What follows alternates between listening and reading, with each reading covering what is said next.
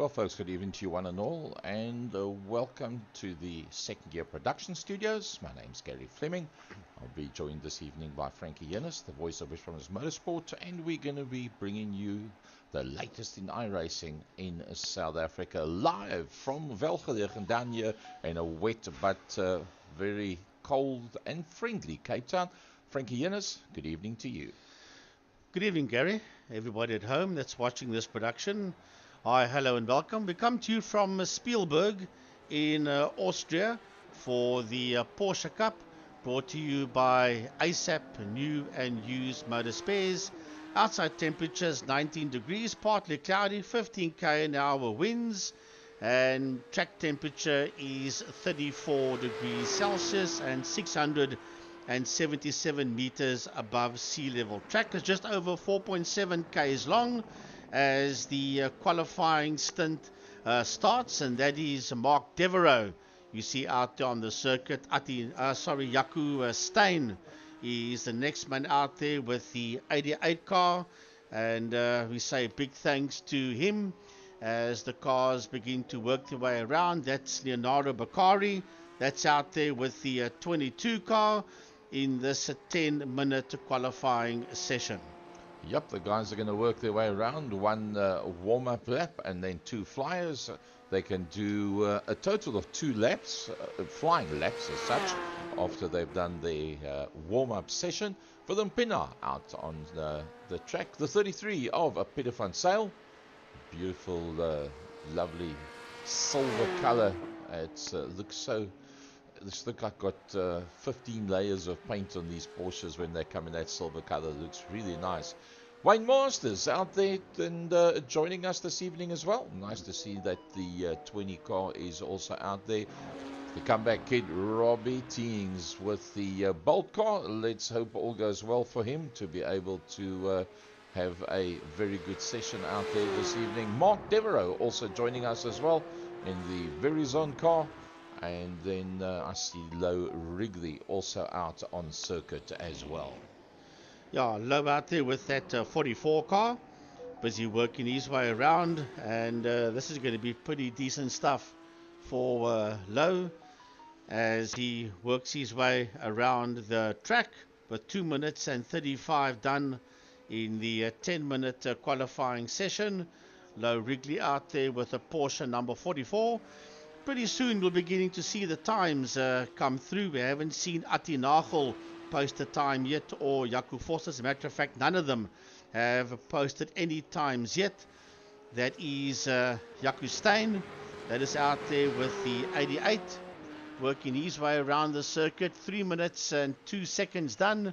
We still got 7 minutes in this qualifying stint, brought to you by ASAP New and Used parts in Pretoria West. A big thanks to everybody involved in ASAP New and Used Motor Spares. Probably going to be the first man that's going to put a time up for us.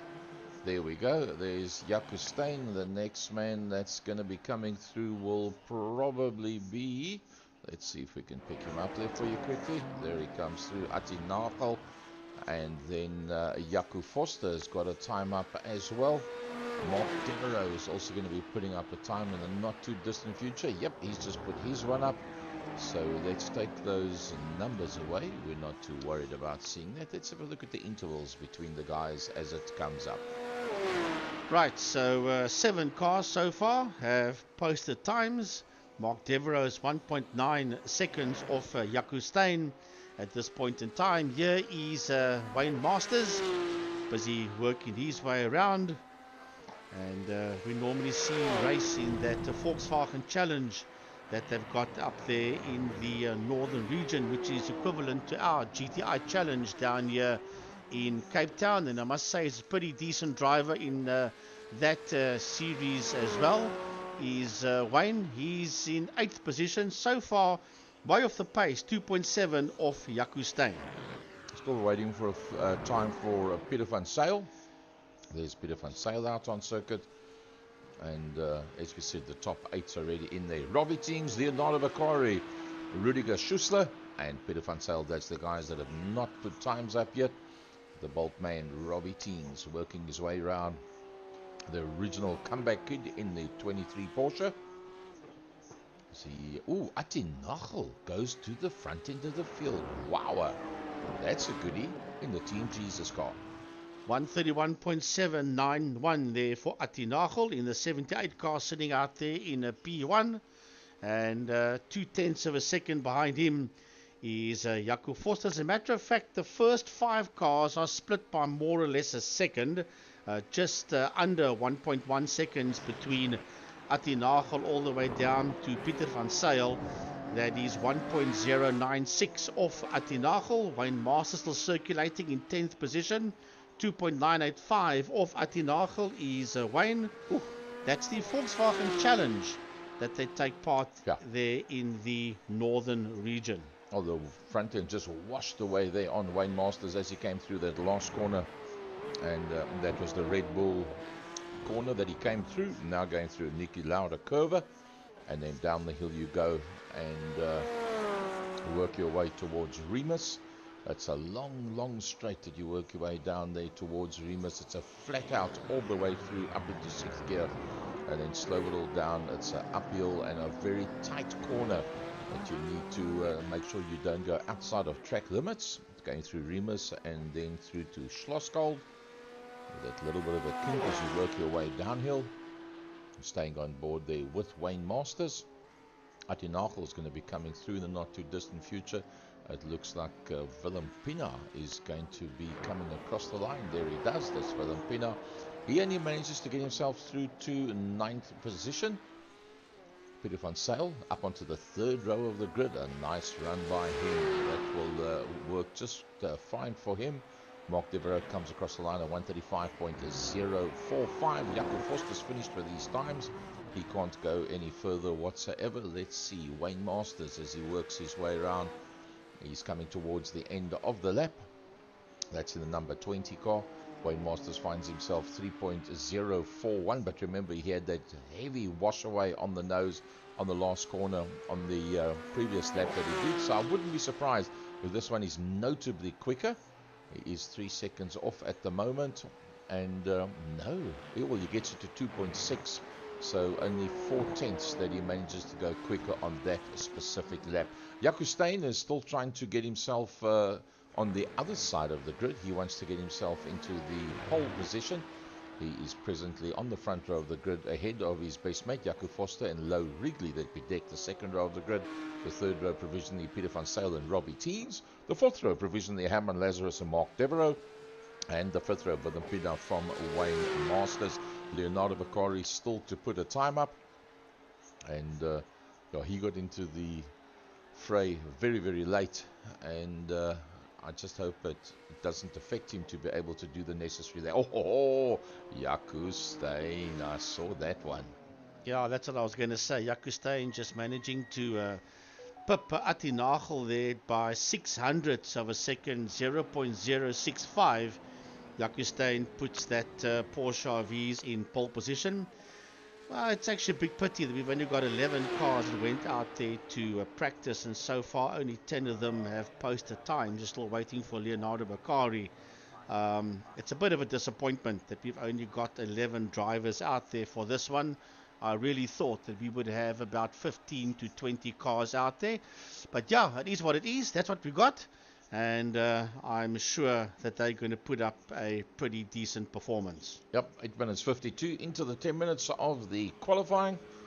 All's well that ends well. Everybody working their way through. Leonardo Beccari that was not able to put a time up. And Rudiger Schussler that has not put a time up either. So 12 cars in total it will be.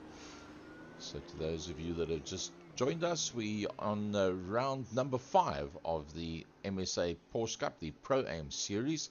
And this is the run-off after the top 40 in South Africa that take part in the GT3 Series, the MSA iRSA Motorsport South Africa, iRacing South Africa 2023 National Championship.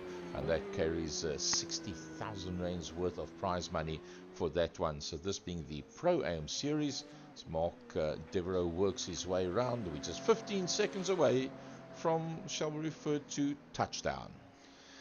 Yeah, 10 seconds before the end of the qualifying session. You see the Verizon car working its way around there of Mark Devereux. He's in P7, 1.5 off Jaco Steyn. He's not going to get any higher than that. The 10 minutes qualifying stint is over. It will now be a 45-minute race, presumably with a compulsory pit stop. Jaco Steyn, Atti Nagel, Jaco Forster, Lou Wrigley, Robbie Teings and Pieter van Zyl round out the first 3 rows of the grid. Then it's Mark Devereux, Herman Lazarus, Willem Pina, Wayne Masters, Leonardo Beccari, and Rudiger Schuster. I see Rudiger Schuster has not clicked in yet. Let's hope that all works out for him. For Rudiger Schuster, everybody else is up there on the grid already. So for those of you that have joined us late, this is where we are. It's round number 5 at the Red Bull Ring. Right, the lights go off and away we go. It's a standing start, 45 minutes of action. Already trouble at the back of the grid there. That will either be Masters or it is Masters. That's had trouble. Oh, and Atti Nagel hammers the wall very, very hard. And Atti Nagel has dropped all the way down to P10. He might even end up behind Wayne Masters. Luckily for him, he does not. Well, look who's done the proverbial hair on everybody. Jaco Steyn, he wanted that pole position. He wanted the front row of the grid. He got that front row of the grid, and he's making it count. Right, so Steyn is busy running away at the front end of the field, and we'll put up the intervals for you shortly. There's this whole grid of cars coming through. There's a 22 of Leonardo Beccari. He sits there just ahead of the Verizon car of Mark Devereux. And this is a replay of Lou Wrigley also losing the tail end on the opening lap and making an issue and a problem. And that's where you see Wayne Masters go wide there on his left-hand side. Yeah, he was just a little bit too wide and didn't get the power down correctly and evenly. And that is what caused that situation. So unfortunately, that takes him right out of it.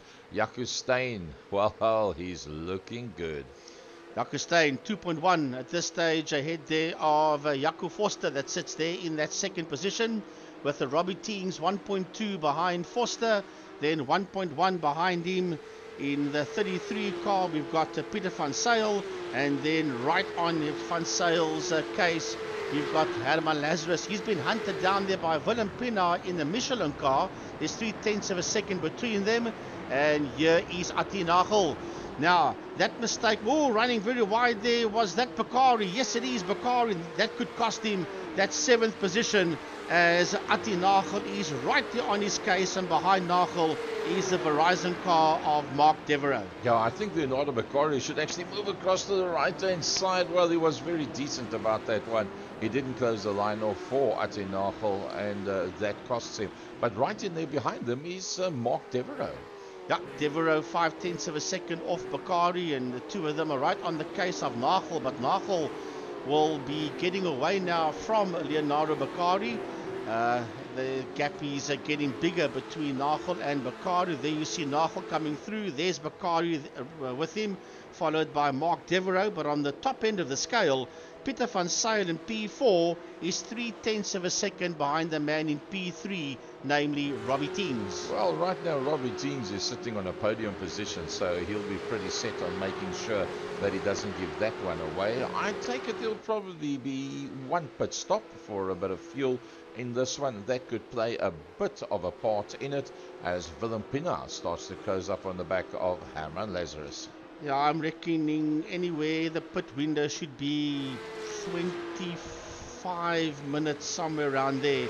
I think the quickest man out there, 132.459, is Forster. That sits there in that second position, 1.7 off Jaco Steyn. That's the Michelin car of Willem Pina. You normally see him in the Castrol Racing outfit colours. He's got the Michelin man on the side of that, the 57 Porsche representing the UK and Ireland. He's Willem Pina in P6, and he's 0.6 of a second behind Herman Lazarus of cheapercars.co.za. Running it quite wide. That's on the edge of track limits, but no problem for Jaco Steyn, the man that does all the homework behind the scenes in terms of the MSA GT3 National Series, in terms of the Porsche Cup as well. and I think he does a lovely job to get it all together. And there's still 3 more rounds to go before the end of the season. Yeah, I want to say Jaco Steyn for Gazoo Racing, Toyota Gazoo Racing. They didn't do too bad at the Mar 24. Yes. They finished in 2nd position, did the Toyota Gazoo Racing team. But I got to say, Forza Ferrari, well done. After 50 years away, they brought that car home in P1. But yes, well done to Toyota Gazoo Racing for finishing 2nd at the Le Mans 24-hour last weekend. Well, you'll get the lovers and the haters, and you'll probably find the haters will say, Formula One, rather try to do a bit of endurance racing. You guys seem to be doing a lot better on that side of the world. 132.236 for Jaco Steyn. He's the quickest man out there, as Pieter van Zyl is all over the back end of Robbie Teings as we ride aboard here with the van Zyl in that 33 car. 7/10 of a second between himself and Robbie, just ahead of him as they work their way up the hill towards a turn number 2.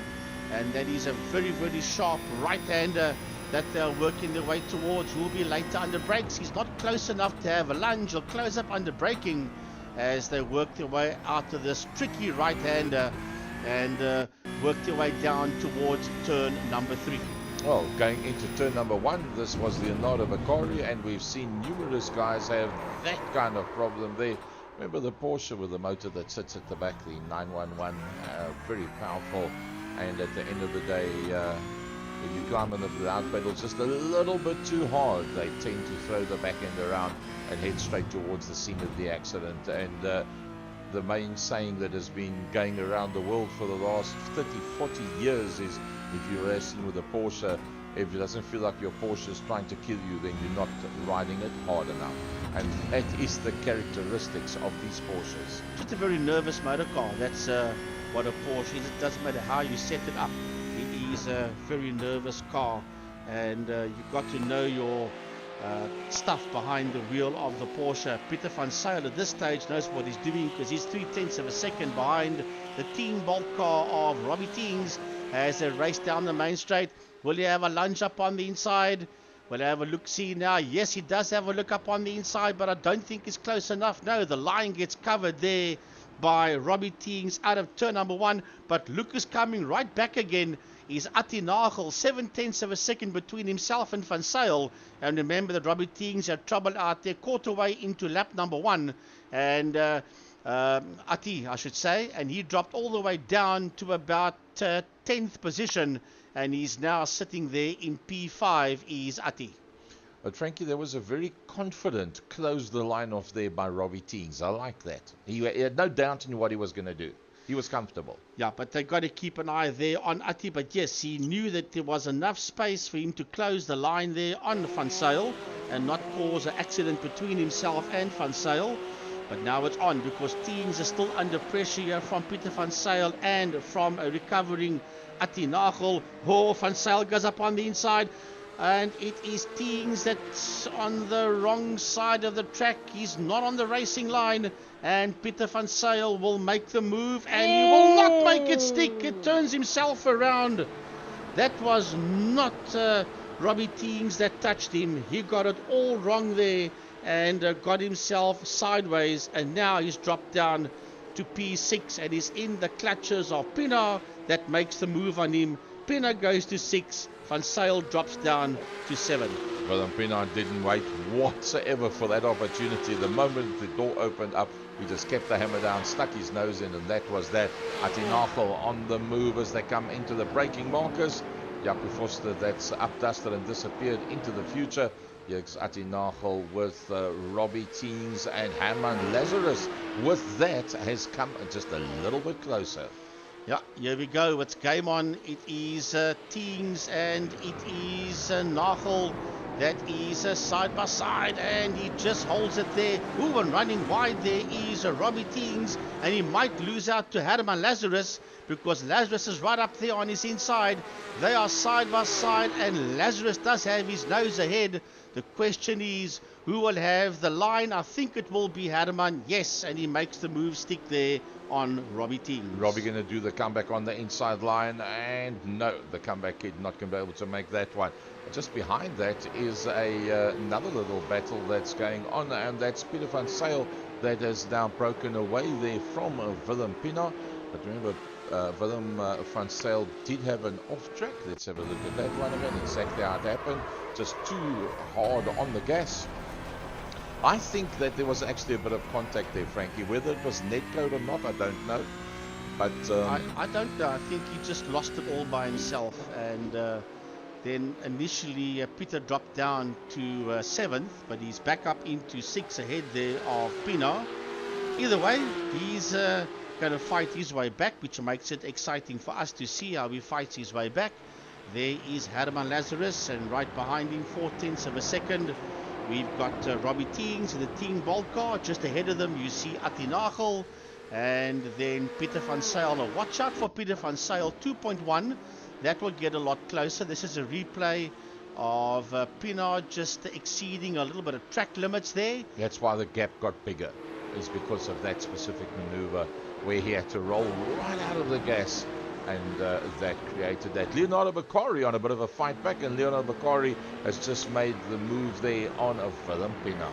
Yeah, gets his nose ahead there of the Michelin car. And then Beccari gets it all wrong and overdoes it and gives that position right back there to Pienaar.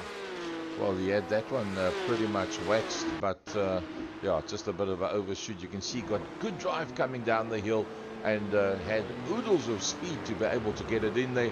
And then, yeah, just too late on the brakes, trying too hard. Actually locked up the back wheels, but luckily didn't turn in too much at that stage of the fight and managed to keep together. Speaking of which, Frankie, remember this guy? Yeah, his name is Jaco Forster, and he's 1.7 seconds ahead of, Jaco Steyn, and he's 1.7 seconds ahead of Jaco Forster. That is there in that second position. Too many Jacos out there in P1 and 2. Then there's nearly 12 seconds before we see Atti Nagel, Herman Lazarus, and Robbie Teings. And here he comes. He's making a comeback now. That is Peter van Zyl, 1.7 behind Teings. Mark Devereaux in the Verizon car. Then we've got Wayne Masters behind him. We've got Willem Pienaar, and behind him Leonardo Beccari, and 6.2 seconds behind him in P11 is Low Wrigley. Unfortunately, Rudiger Schuster not been able to make it onto the grid. You'll probably find that he had some connectivity or ESCOM related issues. That was actually a lovely shot. You could see all the cars as they worked their way down the hill just before that.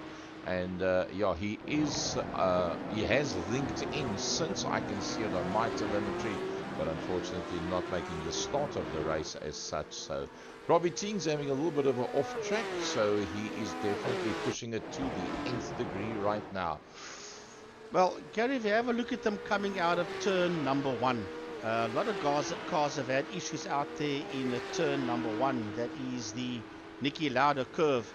There is a big sausage curve there on that left-hand side. And if the cars pick up that sausage curve, then that throws them all over the place. This is a replay here of Wayne Masters. That's a bit of a strange one. Battle-scarred car sitting out there with problems. Remember, he had issues in the opening lap. That's why the front end of that Porsche is so very rearranged.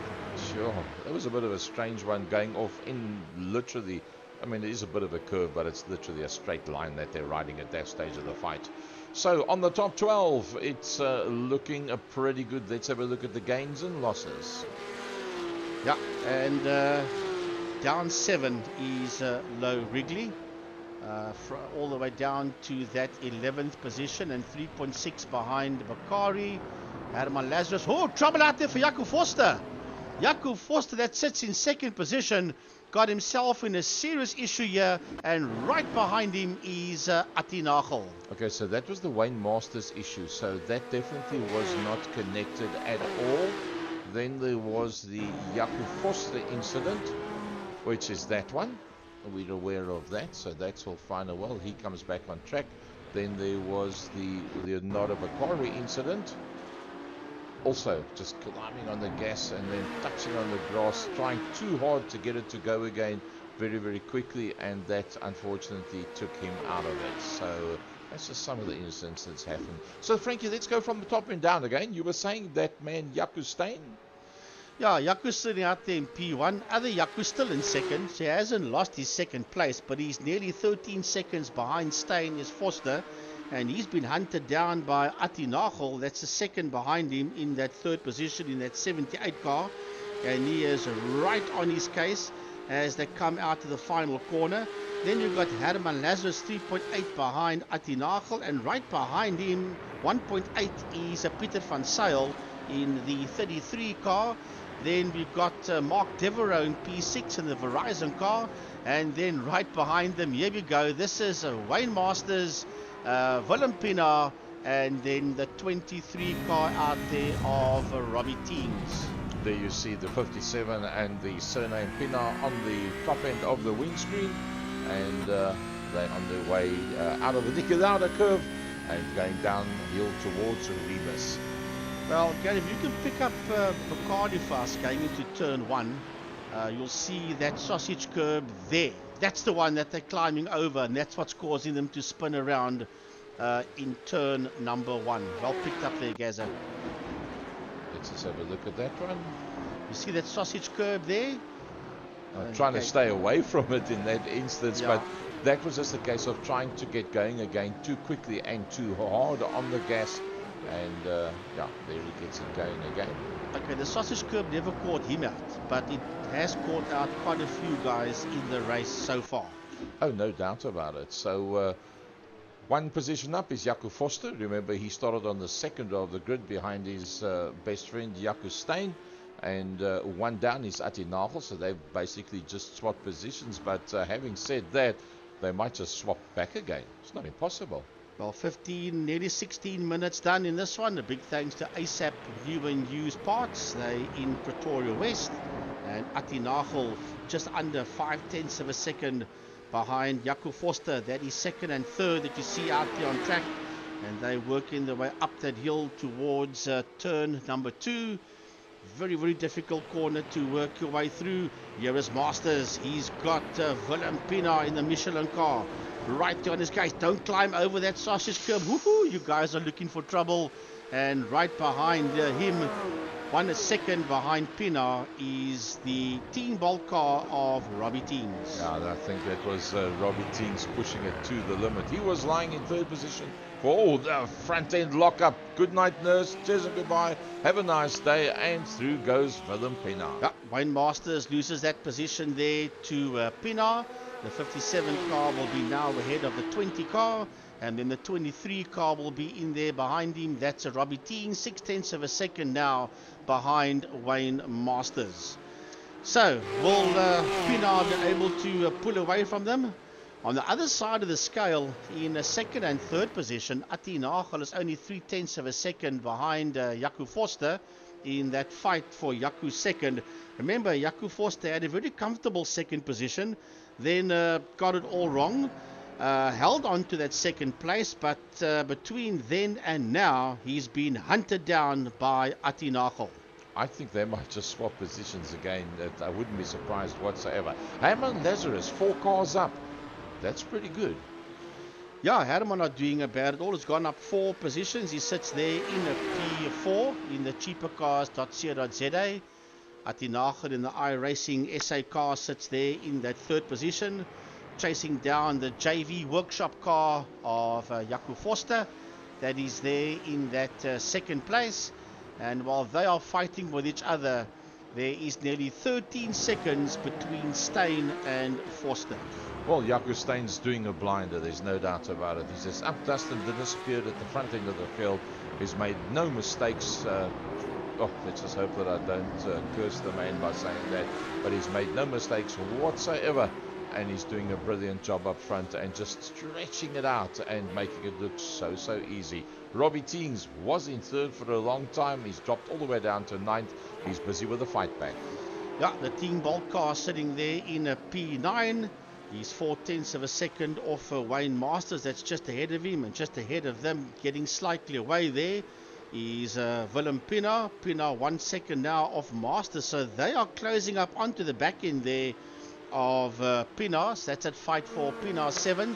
Pinaar, Masters and Teams. That's the 3 cars that's going through your screen there. into that left right hand little kink as they work their way down towards the Rindt corner. That's named after the 1970 world champion Jochen Rindt. That's a replay here of Masters going off and losing that position there to Pino. That's what happened a little bit earlier on. And we're back live again, and they're going into the pits. 20 minutes into the pits, you can say, and we've got two pit stoppers, Wayne Masters and Robbie Teens. So that's 20 minutes out of 45. Yeah, I said 25. Okay. Well, yeah, prove me wrong this time. In general, they do tend to go in a little bit later. But so be it. That's what the guys decided. And, well, Wayne Masters is already out of the pits. Robbie Teens is still in the pits, so you might find he's got a little bit of damage that he's tending to there. Atinachel trying to recover that position behind the Jaco Forster. Yeah, just behind the JV workshop outfit of Forster is Nagel.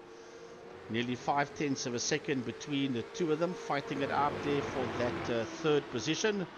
They're working their way now towards the Rindt curve.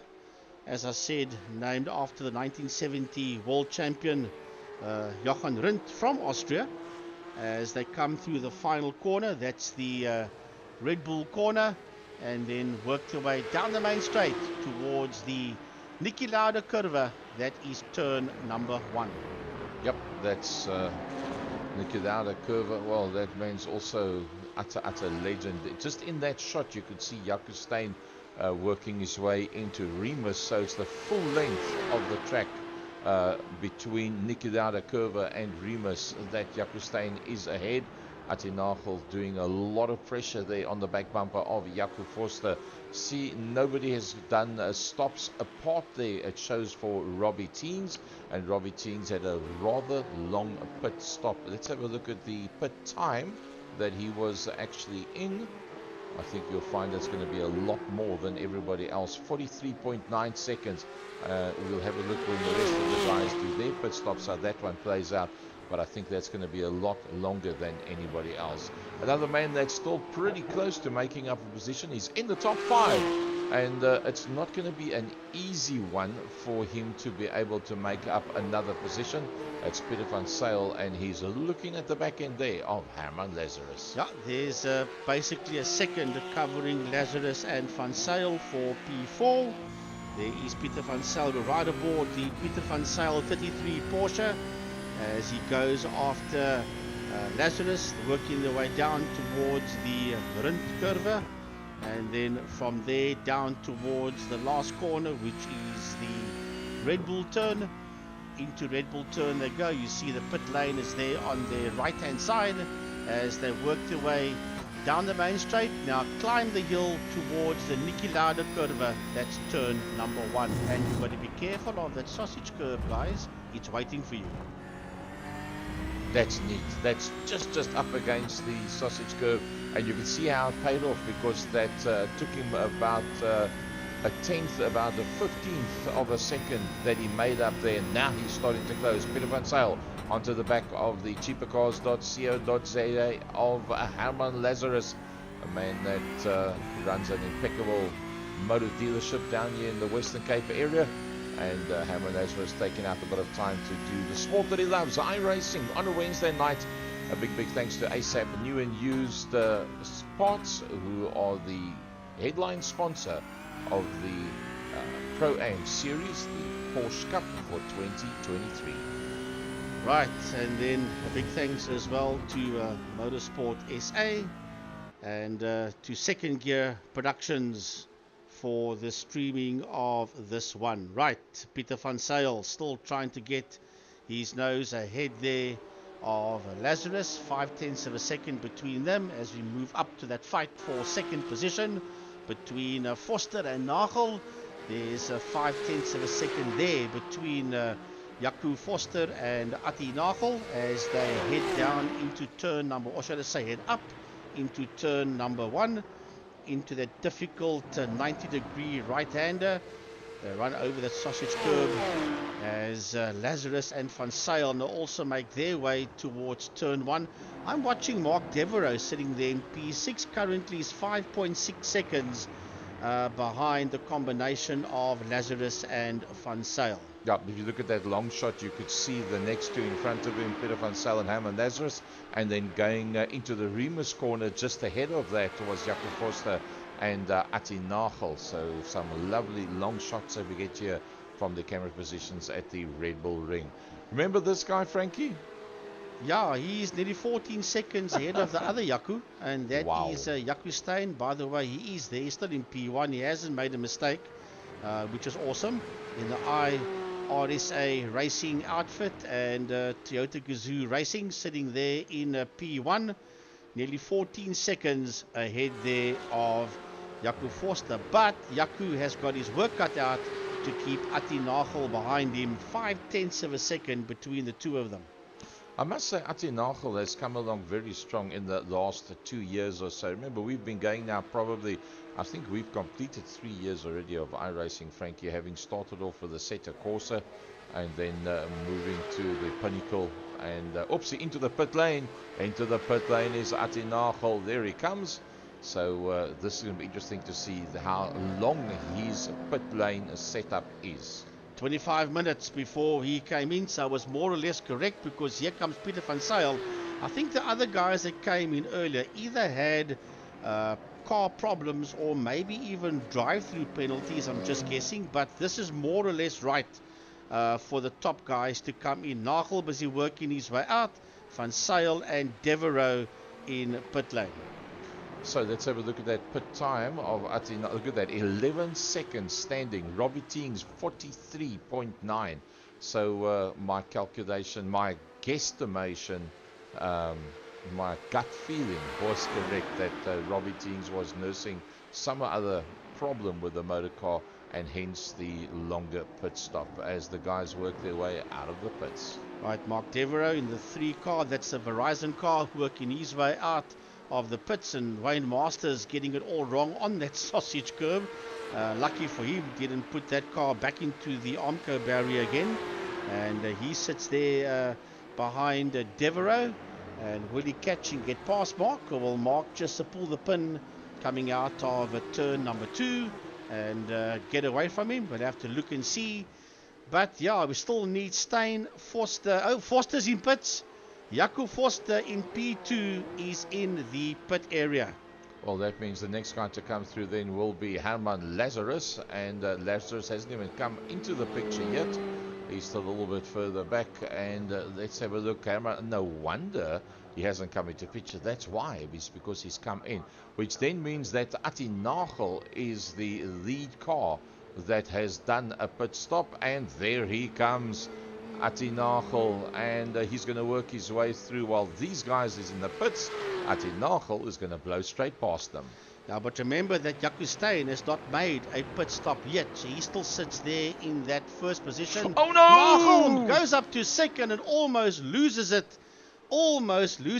He's been attacked now by Pienaar, but Pienaar himself has not made a pit stop yet. Sure. So all eyes on Jaco Steyn. If you have a look, you'll see the blue number 1 that's just come through Worthcover and is going through towards Rint. That is Jaco. He's got 42 seconds on Atti Nagel. He'll be able to come in, and he shouldn't have any problems there whatsoever. So Masters and Bakari is also now in the pit area, which means that it's only Steyn and Pienaar that hasn't. And as I so speak, Steyn is in pit lane, and Peter Van Zyl, on the other hand, gets it all wrong in turn number 2. So what does Willem Pienaar do? Let's see what he does. He's still a long way further back. I think Jaco Steyn will be in and out and ahead there of Atti Nagel without any problems. Let's see, Jaco Steyn there. He only stops now. Where is Atti Nagel? He's on his way out of Worth and on his way down to Rint. He's still a long way back. There he is over there going down towards the Rint curve.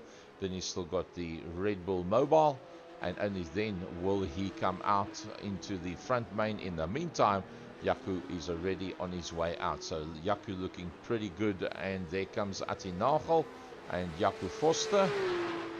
He's there as well. Willem Pina has eventually made his way into the pit lane in the Michelin outfit.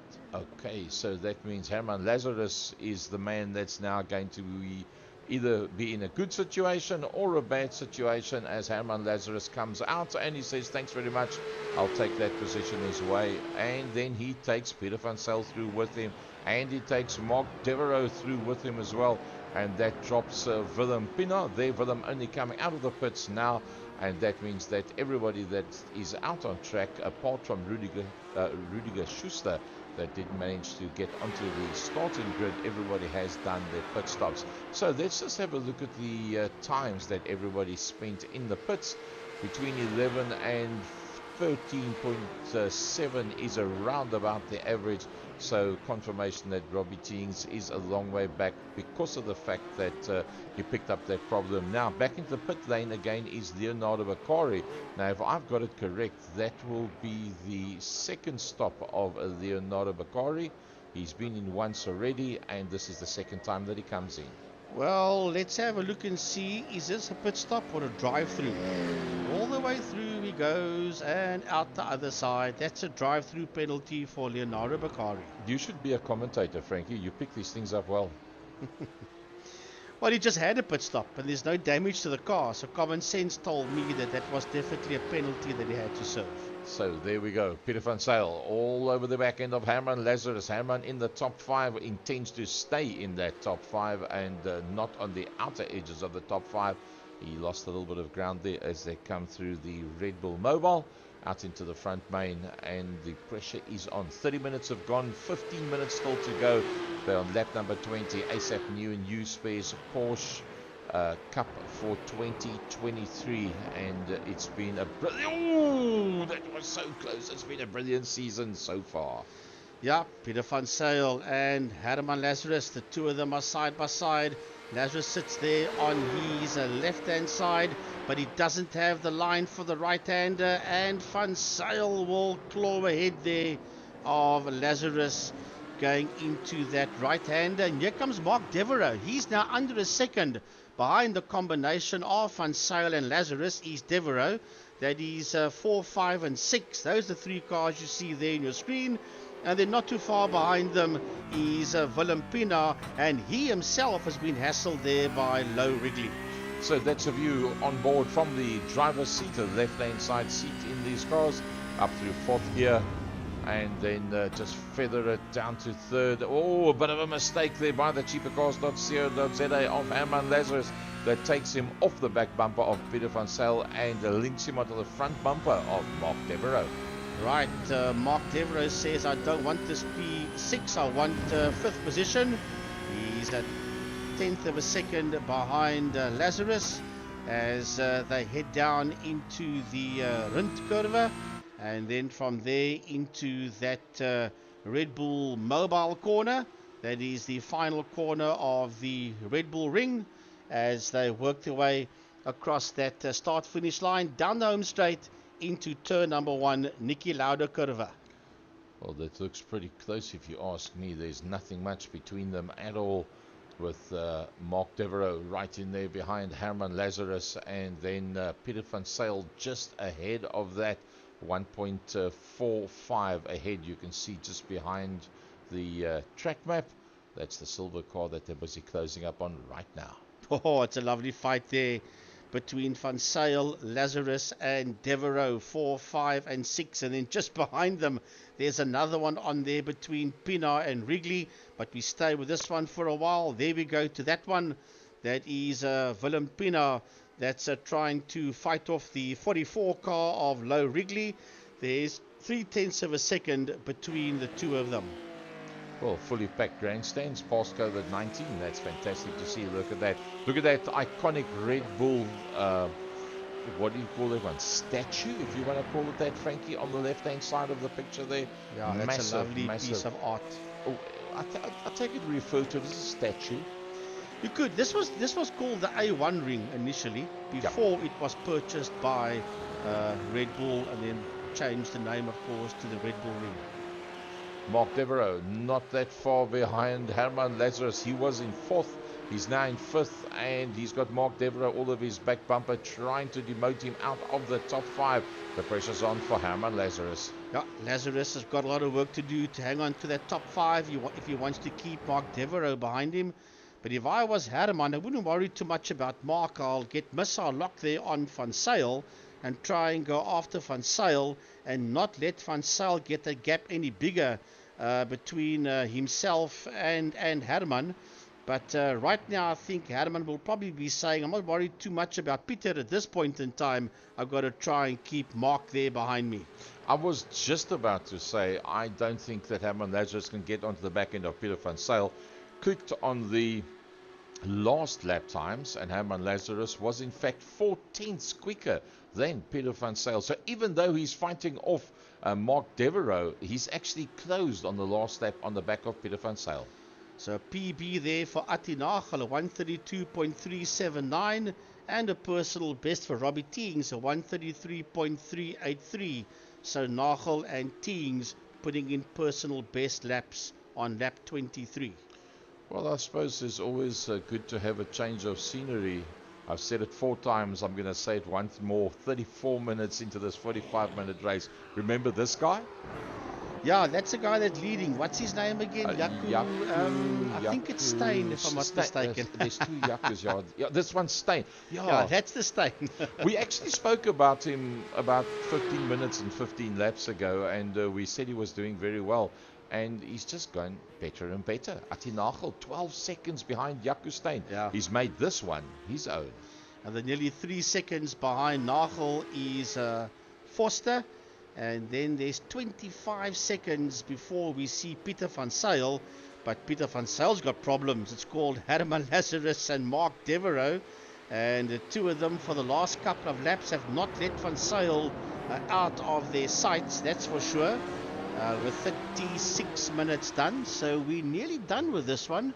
And I must say, these 11 guys have provided some pretty damn decent entertainment. Even though the numbers were low, they have put up a great fight, and I salute these 11 drivers. Even Rudiger Schussler as well. Just a pity, for whatever reason, he couldn't make it out to the feature race. Oh, he actually did pretty well in the practices on Monday and Tuesday night, and was involved with the pre-practice, the 1-hour pre-practice this evening as well.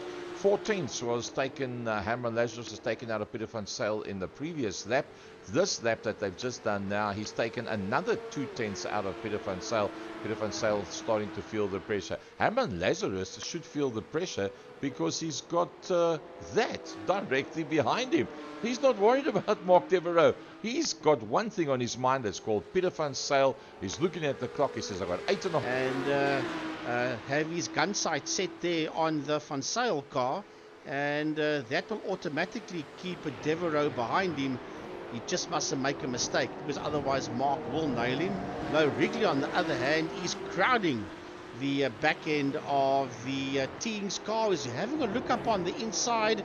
Hope he sees him there. Yes, he did. Well done there to Pienaar. But he's still got the legs there on Wrigley, as the 2 of them are side by side racing down towards turn 3. I almost thought that you had the wrong name, Frankie. That is not the normal livery for Willem Pienaar. Yeah, he's normally got the Castrol outfit. He's got the Michelin Man. There we go. On his car. That's the move. Well, not quite yet, because Pienaar's not giving in. Pienaar is not giving in into that left-hander. Then it's a bit of a straight before we go into a left-right S-bend. There into the left-hand part of it. And then now into the right-hand part of it. And then a straight before we get to the second last corner, called the Jochen Rindt corner. So Herman Lazarus is outside of the top 5, not where he wanted to be whatsoever. There's been a change-up. What happened there? Mark Devereaux went off track. Let's have a look at that one.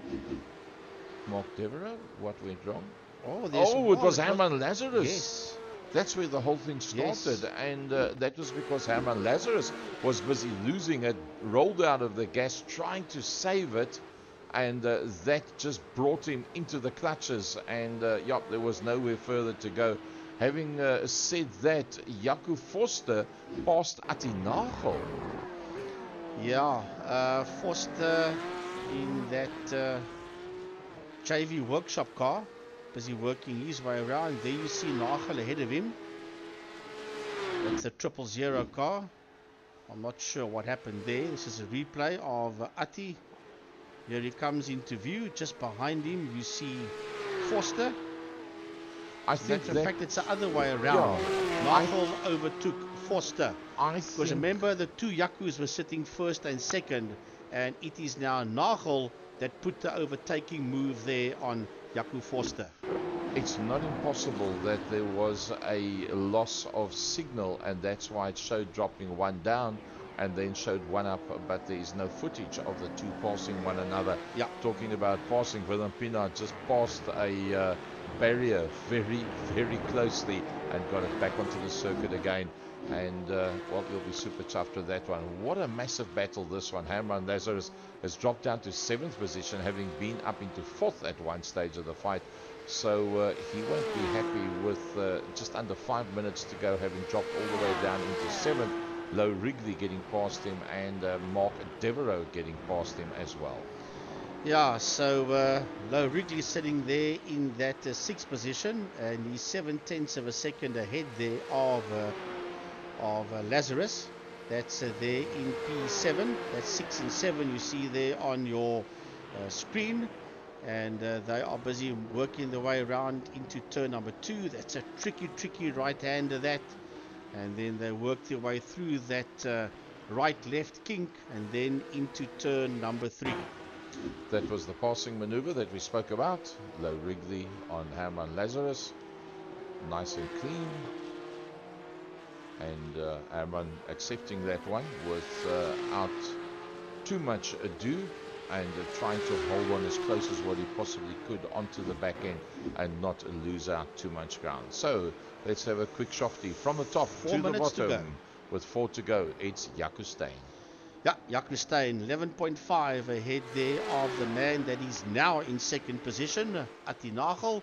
Now let's see, with nearly 3.5 minutes to go, can Jaco Forster 3.5 and 3.6? I don't think Jaco will get past. He might close up onto the back of Nagel, but this one could still go down to the wire for that fight for 2nd and 3rd position. There's Peter van Zyl crossing the line in P4. Mark Devereaux in P5. 3.4 behind him is Low Wrigley, and 1.6 behind Low in P7 is Herman Lazarus. 10.1 behind him is Willem Pinaar.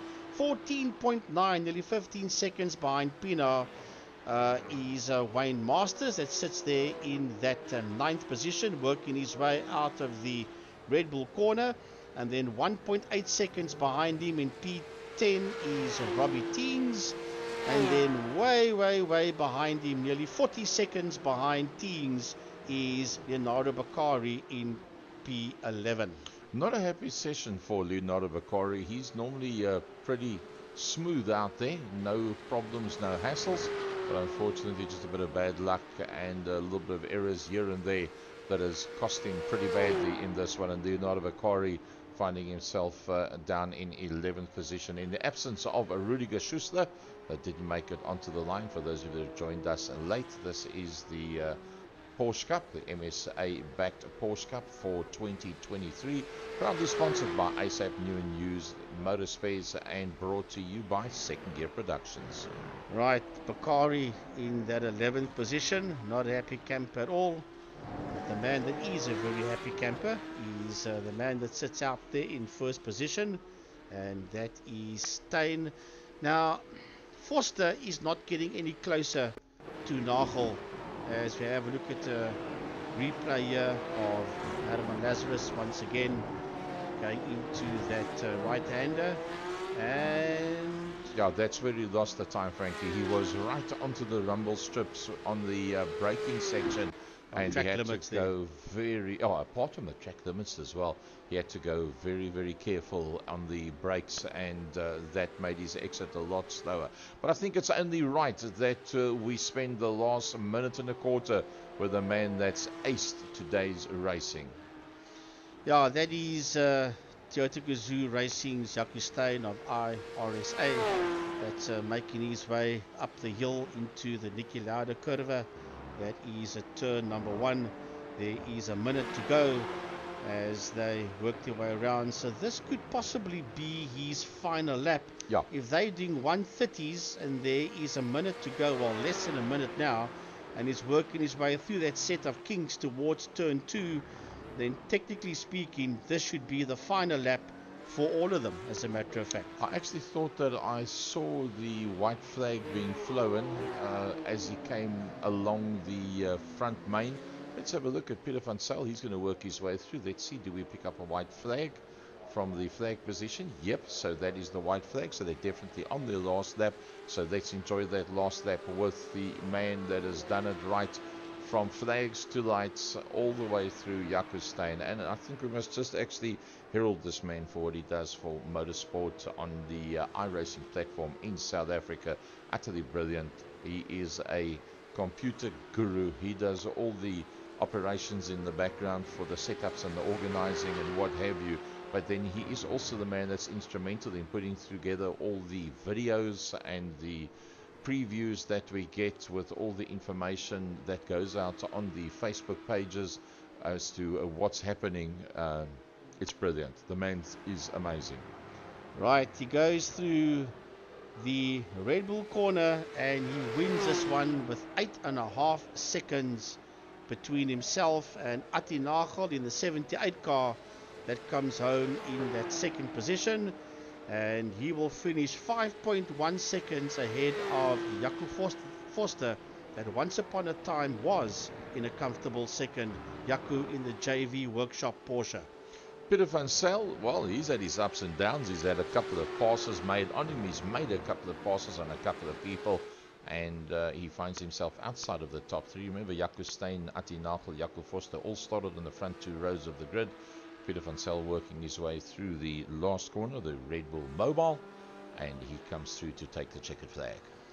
Van Zyl finishing there in that 4th position. 4 seconds behind him in the Verizon car is Mark Devereaux, car number 3, finishing his race, and then Low Wrigley finishing there in that 6th position.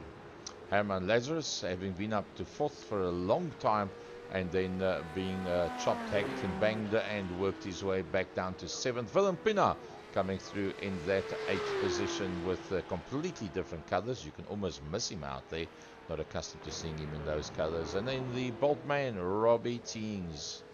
And he's got a little bit of a fight there, but Robbie's done enough to finish 0.8 of a second ahead of Wayne Masters, that finishes in 10th position. And 1 lap down in P11 is Leonardo Bakari. Well, let's have a look at those results of the race today. Let's see if the computer's picked it up for us. Yes, there we go. So let's just, for interest's sake, let's just have a look at the quali. Okay, so Jaco, Atti, Jaco, and Peter. Let's have a look at the qualifying. How did they go there? Jaco, Atti, Jaco, and Low. So Low Wrigley was the man that dropped down the furthest out of the top 4. Yeah, so your podium is Jaco Steyn, Atti Nagel, and Jaco Forster. Jaco Steyn for Gazoo Racing, Atti Nagel for iRacing SA, and Jaco Forster for JV Workshop. Yep, that's the podiums. Then Peter van Zyl is the privateer. He was a bit of a way back from that front 3, but let's be honest, Jaco, the 2 Jacos and Atti were very much on form today, as you see in the left-hand side of your picture there, the guys going back into the pits. Mark Devereaux is rounding out the top 5. Yes, then Low Wrigley, Herman Lazarus, Willem Pina, Robbie Teens, Wayne Masters, and the last man on track, 1 lap down, was Leonardo Bakari. So 29 laps in total that they managed to get through in 45 minutes. ASAP new and used parts. A big thanks from our side and from all the drivers' side for helping to fund this series for 2023. Frankie, driver of the day? Difficult. I don't know.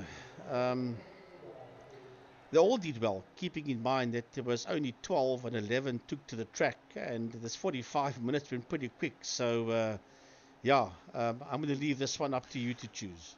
I would say for a perfect attempt at excellence, Jaco Steyn. I would say it's a good, solid, hard and consistent drive, Atti Nagel and Jaco Foster. A competitive drive, not on the pace of the front three, Peter van Zyl. Bad luck, hardest trier, just didn't have that extra bit of pace and got beaten out on the day, Herman Lazarus.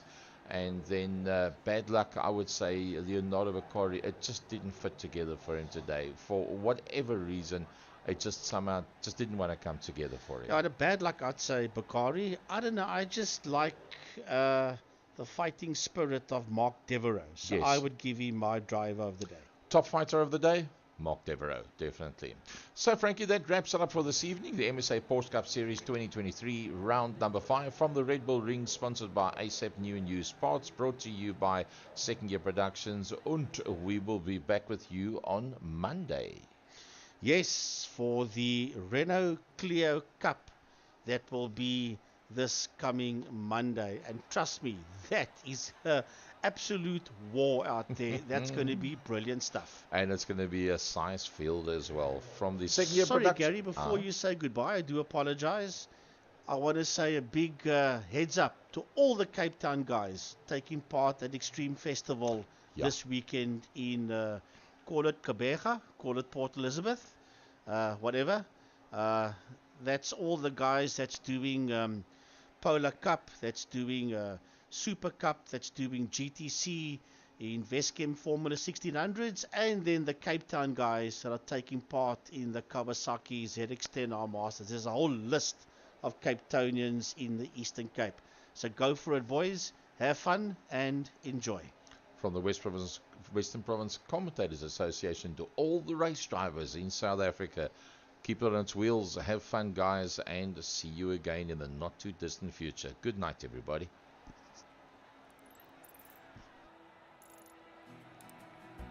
iRacing is a sim racing game that combines a true-to-life racing experience with an online community of virtual racers from all around the globe. iRacing offers a multitude of officially licensed cars and tracks, laser scanned with millimeter accuracy.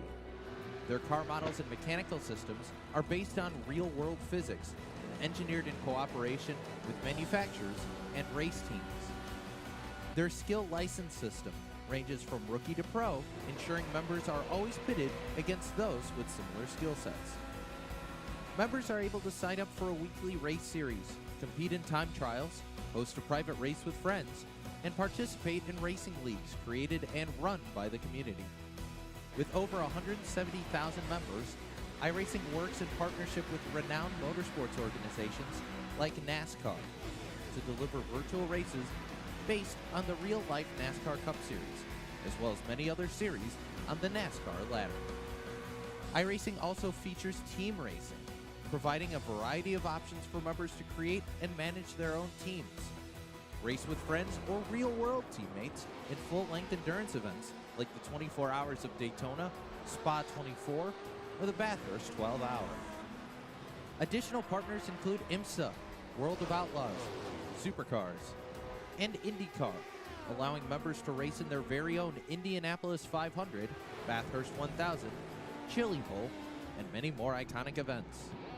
This is iRacing, delivering the most authentic racing experience short of getting into a real race car. Sign up today at iRacing.com.